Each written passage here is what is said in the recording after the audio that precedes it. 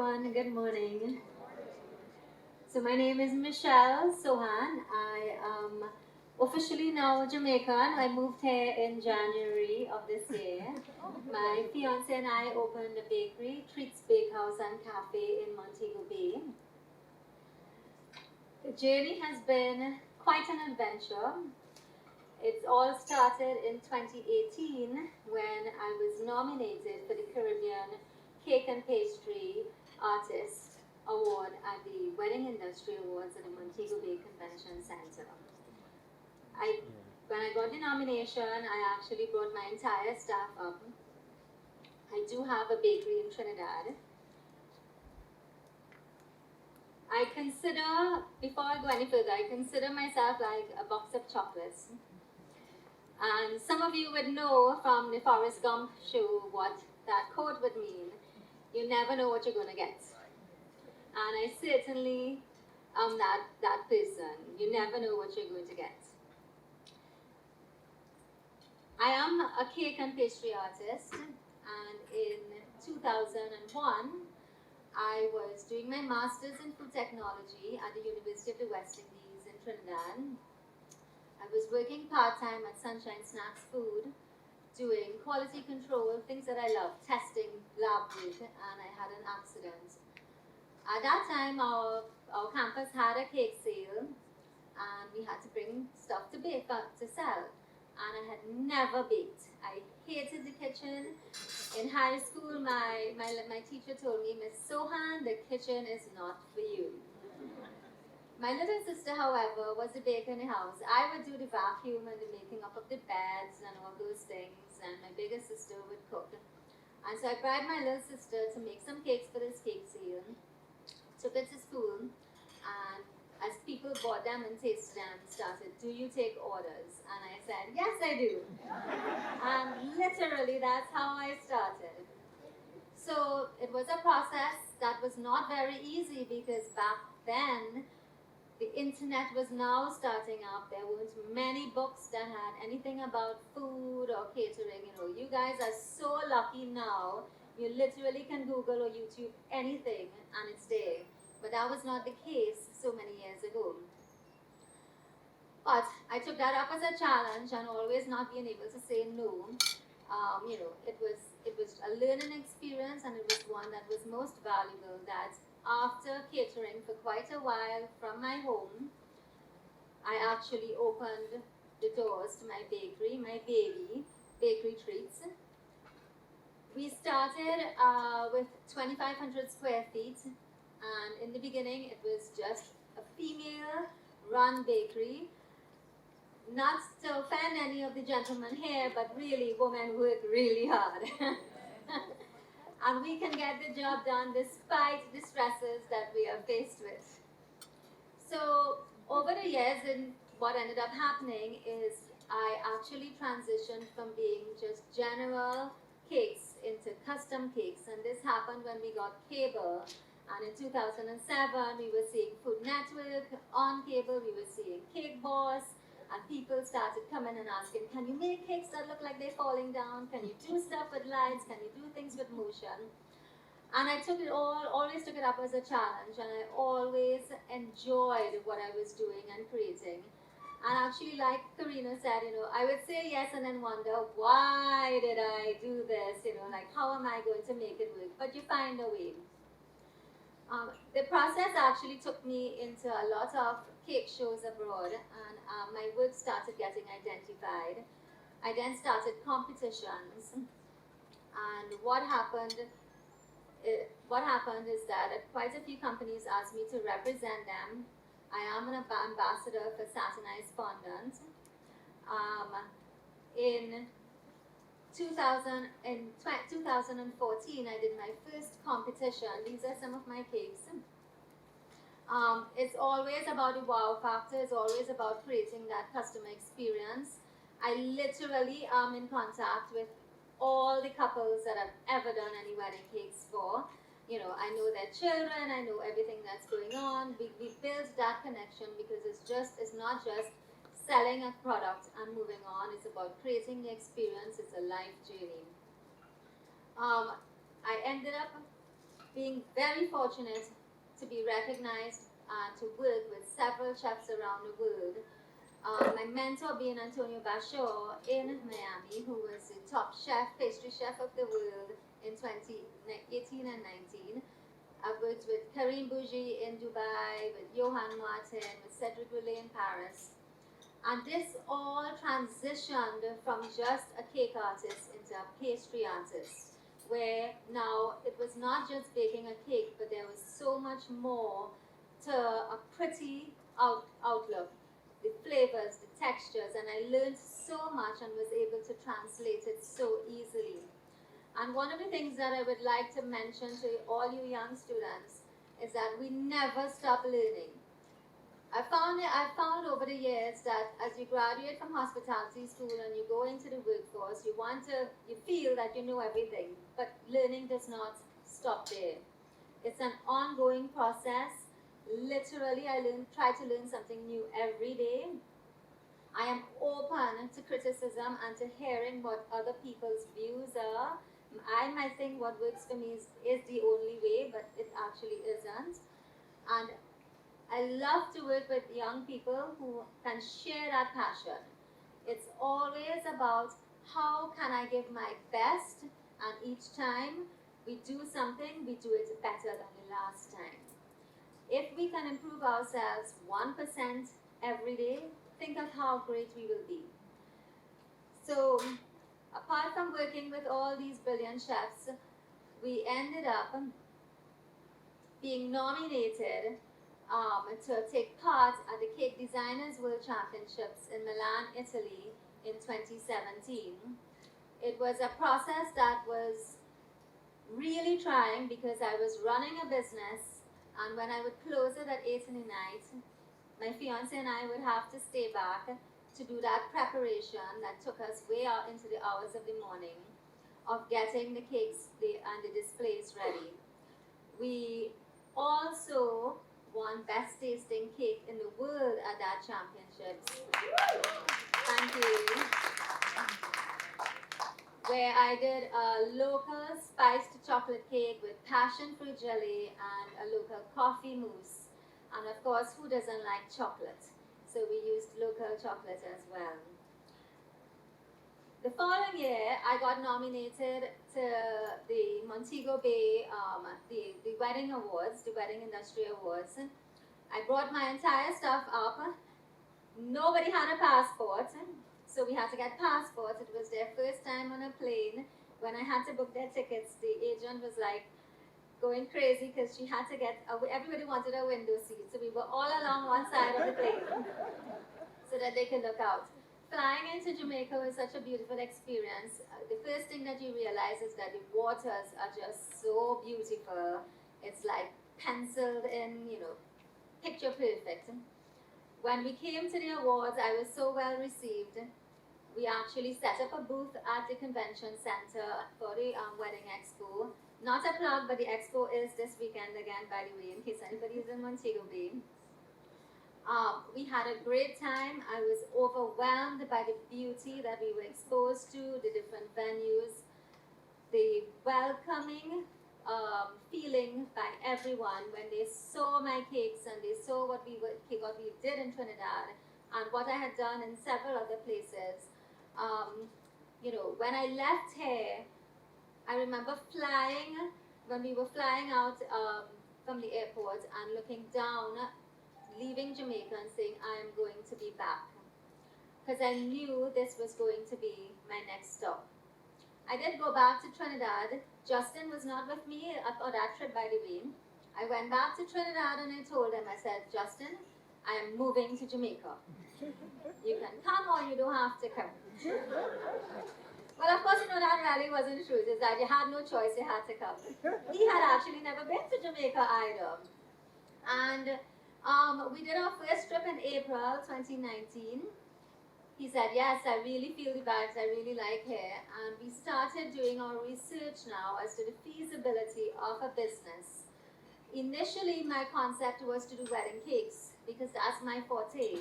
Yeah, but when we started to look around, we couldn't find a place that we could find like a really good dessert just on the spot or things weren't, there wasn't, much bakery offerings like what we have in Trinidad. And that's how our concept of our bakehouse came about. We did many trips that year in 2019. We could not find a place at all because things were bustling pre-COVID. Business was booming. Everywhere was booked out. I came back for the 2019 Wedding Expo in September.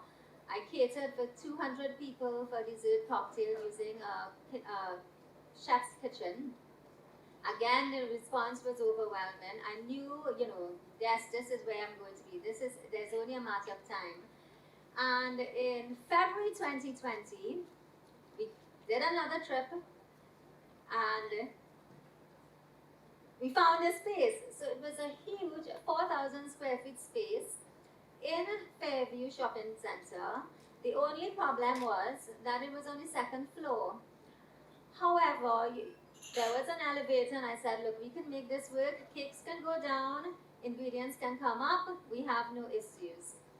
We signed a lease for this place and we left Jamaica with the intention of going back home to pack up. I was actually coughing all that time and COVID was happening. I was coughing. Justin said, don't cough when we're in the airport, they're going to hold us. So I really didn't cough. I tried my best. We reached Trinidad, and then of course the lockdown started. Airports were shut down, and as we all thought, this was going to just be something that's going to tie over really quick, and we'll get back to normal, our normal. And then when we realized by the beginning of May that this was, for a long time, we ended up, through contacts we had made here in Jamaica, finding a project manager and starting the build out of the bakery. COVID was just one of the many challenges that we had. When we started the process of the build out, we actually knew that, okay, by September, we would apply for an exemption and we would come up to Montego Bay to start.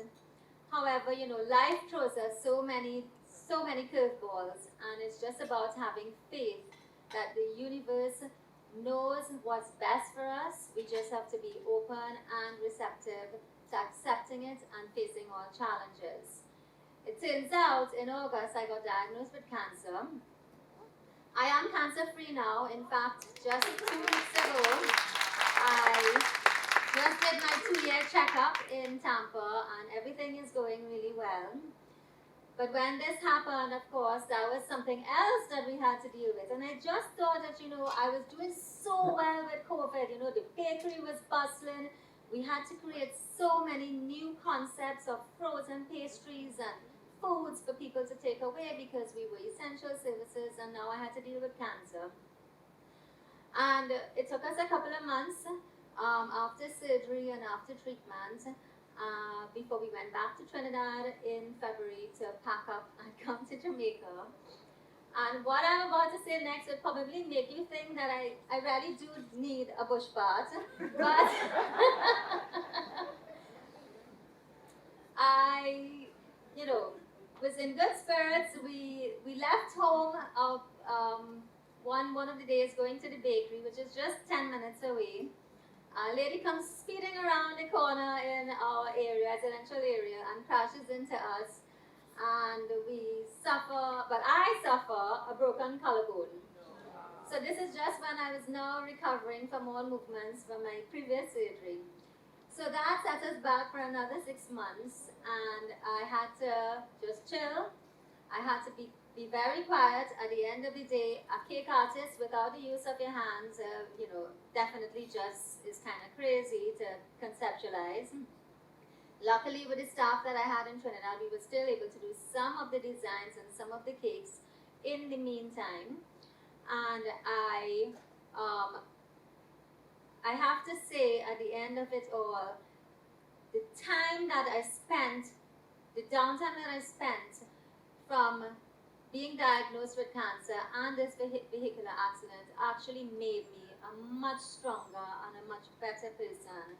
in dealing with any files and issues that can come my way. I learned so much about patience. You know, we have divisions. I mean, we were going to be in Jamaica in 2019. There was no two ways about it. You know, then we couldn't find a space, and then there was COVID. You know, at the end of it all, it's about perseverance. It's about not giving up.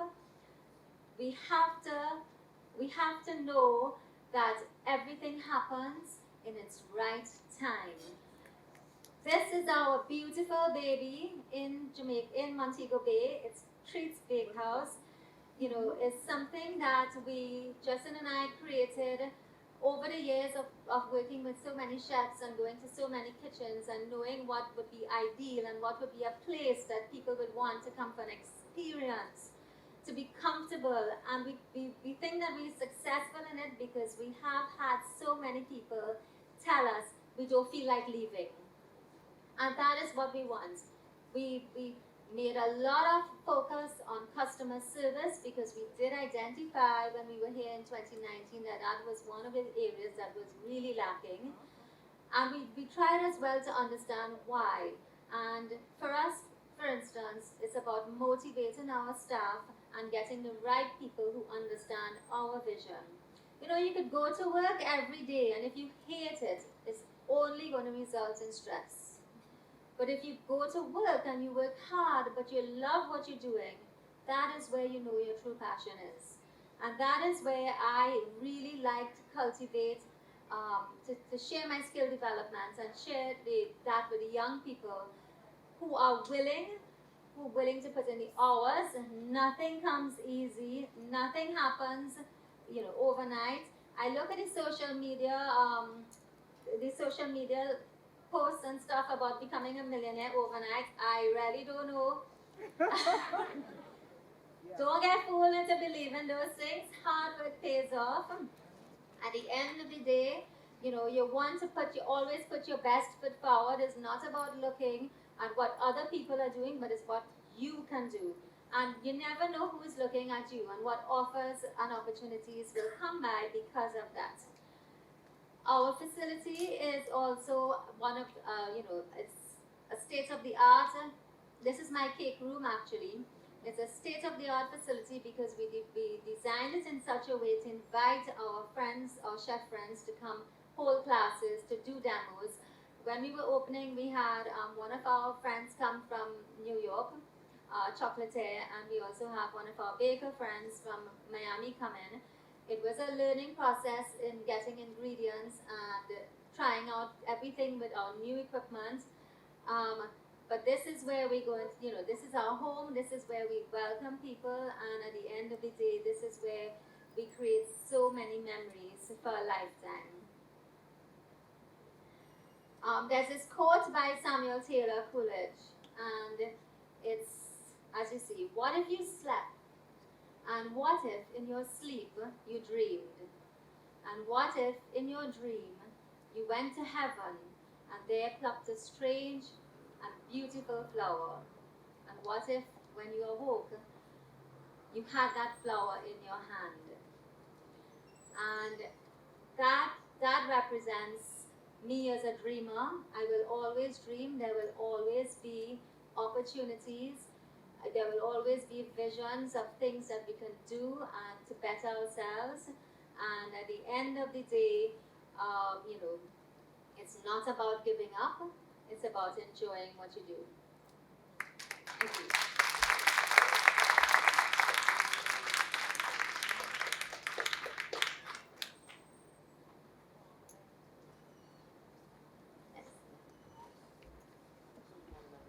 Good morning. Just wait for the mic.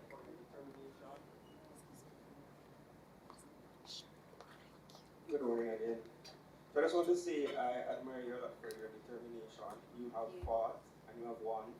However, you spoke about your passion to working with young persons, and for me, I love to bake, I love pastries.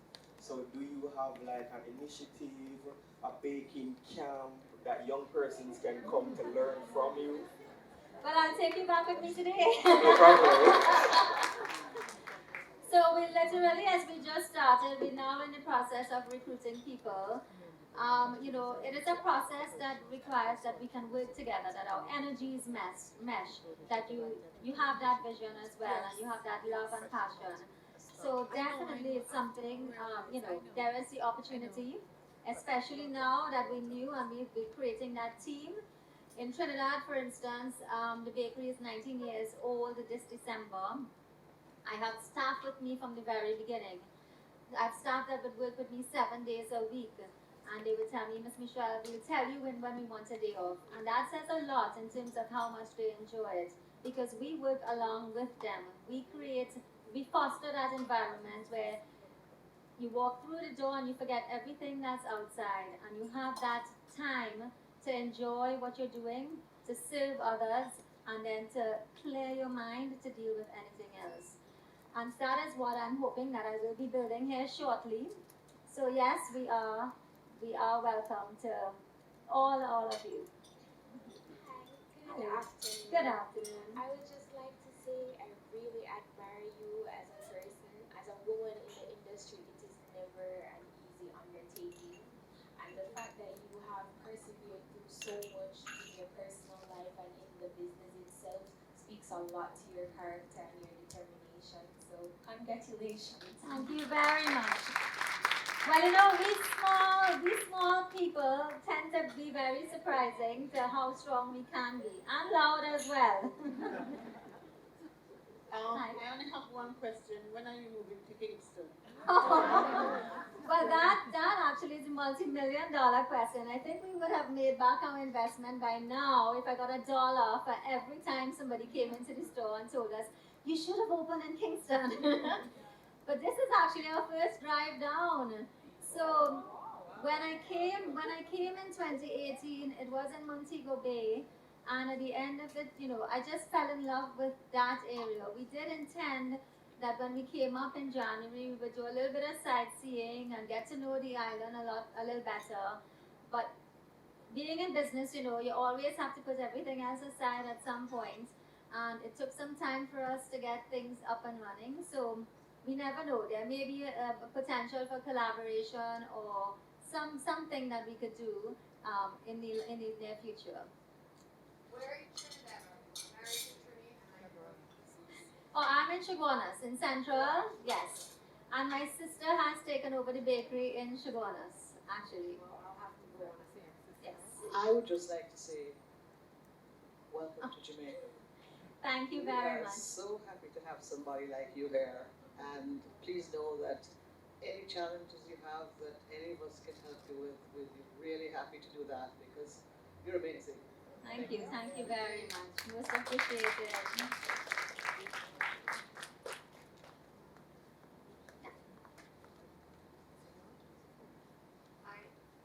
Yeah, I have a question actually about ingredients. I know how very difficult it is.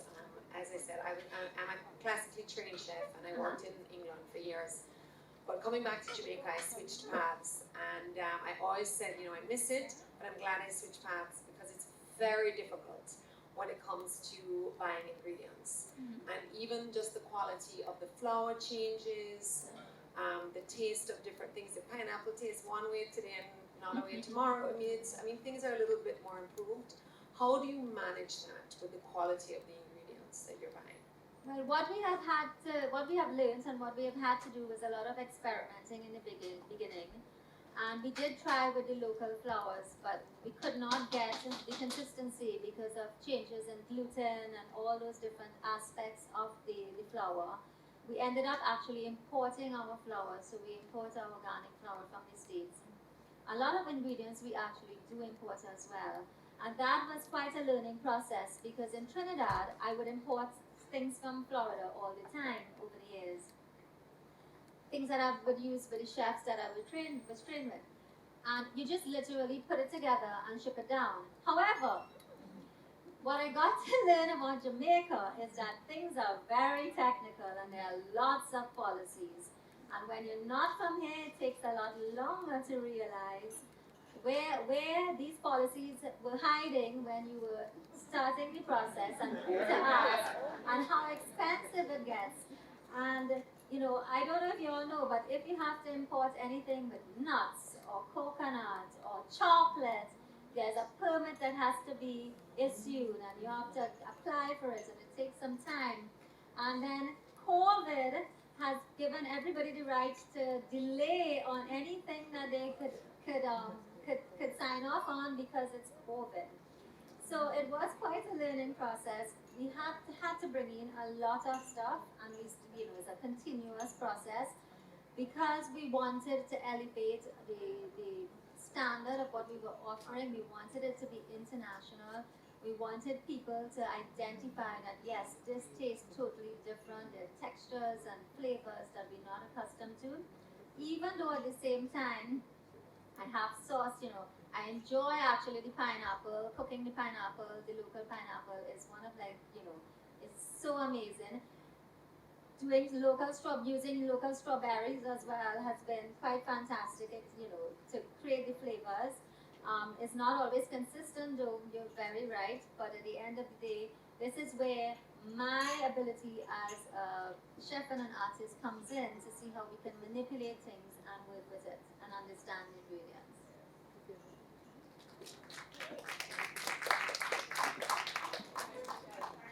So much for sharing your journey. I think for the young people here and the young at heart, all of us got to learn. But what really got me with your story, though, is you were already established in Trinidad, you know, but yet you came to Jamaica, you saw an opportunity, and for some people they're like, no man, I have enough, why don't I just expand in Trinidad? You come to Jamaica, COVID happens, cancer happens, accident, bush bath necessary. But you didn't stop. You didn't say, maybe this is a sign not to proceed. In fact, it seemed to fuel you more. What is it about you? And you mentioned resilience that said, notwithstanding all of these things in the way, I'm going to jump over them, go around them, but I'm opening a business in Jamaica. Well, I would tell you, I have a friend who used to joke about how much God loves you. And the harder your day is, God loves you more. So she would call and say, God is loving me too much today. But it's just the way we were brought up. We would always have difficulties. You know, from looking at my mother, having 3 kids she was a school teacher. Both my parents were school teachers, and providing what she could for us. I remember her specifically saying, I'm going to provide you with your education and it's up to you. And that is one of the things that I think myself and my 2 sisters all share, is that resilience of making things happen. The challenge of succeeding, even in face of fear of failing. You know, that is something that I wouldn't say strive on, but it's something that internally builds us up.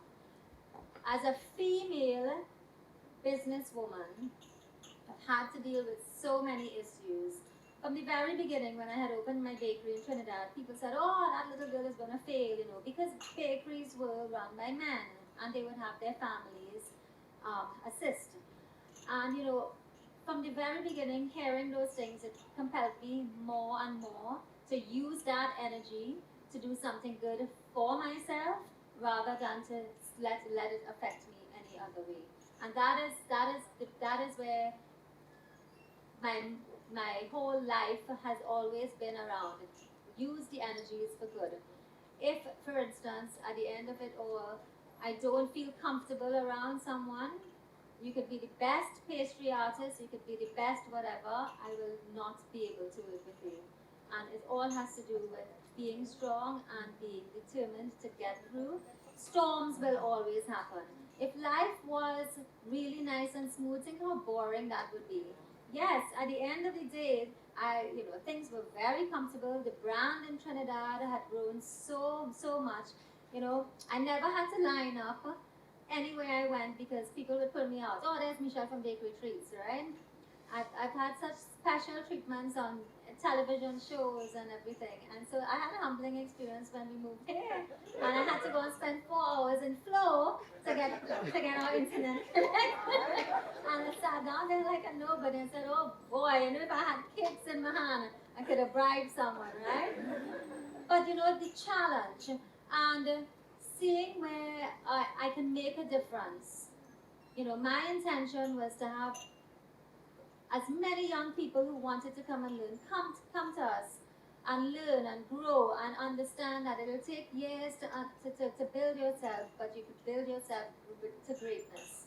And I guess that's my answer. Good morning. Good morning. See that you're in the baking business and that's a big business I'd love to venture in. What are some tips or advice that you would give someone like me in venturing into the baking business or opening your own bakery? Well, it's a lot harder now because there are so many people doing baking and so many, you know, options as somebody wanting a cake or wanting to get something bought from a baker. But I'll tell you, doing it from your heart and the genuine love that you put into it, as Karina mentioned, we put so much love into what we're doing. Never compromising. If you're short on an ingredient or if you're short on something that will not bring the best quality to your customer, don't do it. If it is an order that you feel is way above what you can handle because you're not yet ready, don't take it. Wait, take the time, build yourself. Let each time that you do something, you do it one step better. Have patience and trust in yourself that if this is your passion, it will pay off.